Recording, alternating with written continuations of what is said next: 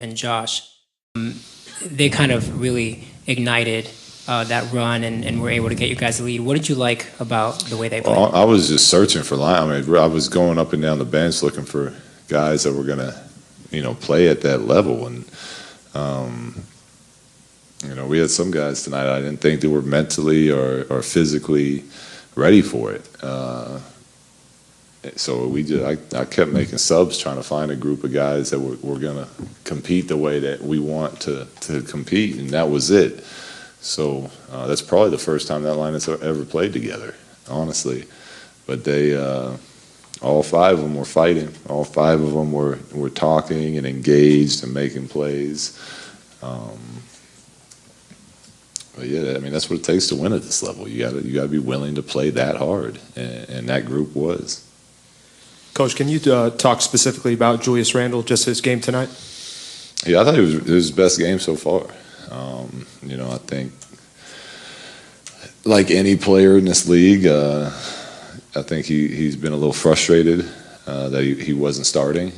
And tonight he looked to be, his energy level just seemed right tonight. I told him, look, it's not, you not starting, like that's our decision. So don't let those thoughts weigh you down. Like when you play is our call. So try to do your best, even if you're angry, to go in with a clear mind. And I think he's like any young player, free agent year, started most of his career. All of a sudden he's coming off the bench. That's not easy to handle. So I thought tonight though his energy just coming out in our shoot around today was. Like, as soon as I saw him, I noticed. I said something to our assistants. I said, Julius looks way better tonight, and I thought it showed in his game. And he was out there just trying to make plays and making winning plays and playing unselfish. So that was good to see. Coach, the group that he had mentioned, Alex here had mentioned, you pulled the plug on at first. Brandon, was it because he had his fifth foul, and then you put in Lonzo. And you took out Hart at some point and put in KCP. Was it you felt like maybe they were losing the energy or losing that connectivity? Well, yeah, Brandon got his fifth foul, so we went away from that. In that type of game, I feel like Lonzo could be really special. Like we're small, we're playmaking, we're making them rotate. And obviously, we're giving up size on one end, but we're trying to make up for that offensively on the other. And obviously, they put in Holiday, who's one of the best on-ball defenders in the league. So once they got him on JC, we were using JC to run everything. We wanted a second ball handler in there to play make, depending on who Holiday was going to guard. So that was kind of that decision. And then Josh hasn't played much since his injury. He's played a little bit, hasn't even really practiced much. So I just, with 3-4 minutes left, we only had one timeout. I couldn't call timeouts to kind of get these guys rest. He looked a little tired. KCP was having a really good game, and he's obviously done it before in this league. He's hit big shots in his career, so it was getting, a guy out there that has experience in those situations. What frustrated you the most about the defense in the first 2.5 quarters? We weren't playing for each other. We weren't making rotations. We weren't. The help side, the transition defense, they had 15. They're not even a transition team. They had 15 points in transition in the first half. They had 44 points in our paint. We're watching film at the half. We're literally watching people lay the ball up, and everything we've focused on so far is transition D, help side defense, making the rotations, and it just all, for whatever reason, went to hell tonight. We weren't willing to do it. So. That was frustrating. Hey, Luke, it was kind of the quintessential Lonzo game in terms of points, rebounds, assists, and all that. But he wasn't on the floor when you guys were playing your best. Mm-hmm. What do you make of that? And then how would you just assess his game tonight? I thought he was good. I thought it's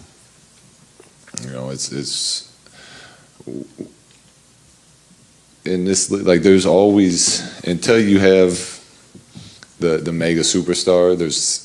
On the team we have, each night it's going to be someone else's night. That's just the way it is. And tonight happened, JC really got cooking there. And, That's just the way that we want to play. We want the ball. We want everyone on our team having the option to make plays. And as someone gets going, we're going to look for them to, take a little bigger role, a little bigger lead. But I liked Lonzo's aggression tonight. He just didn't make shots. I mean, he made those shots in Phoenix, and he missed them tonight. But he was still, I felt like, doing a good job of getting into the paint, trying to, make the right read. And the more he does it, the more comfortable he'll get, the more he'll feel the size and strength of what it's like in the NBA, and he'll learn how to take advantage of that. I mean, those two bigs he was trying to penetrate today, I mean, those are monsters out there. You're not used to playing like guys like that. And but I was, I thought it was great for him to go in there and challenge them.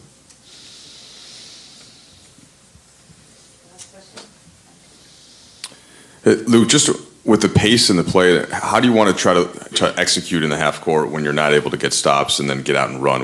How does that have to progress as the season goes on?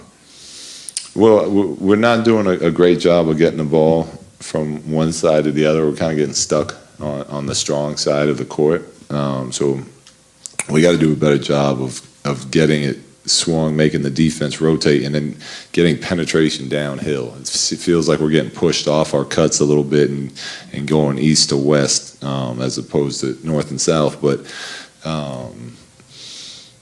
as the season goes, it'll help our guys as we learn. We set screens more consistently. We cut harder. We actually use setups to get open instead of just anticipating expecting we're going to be open.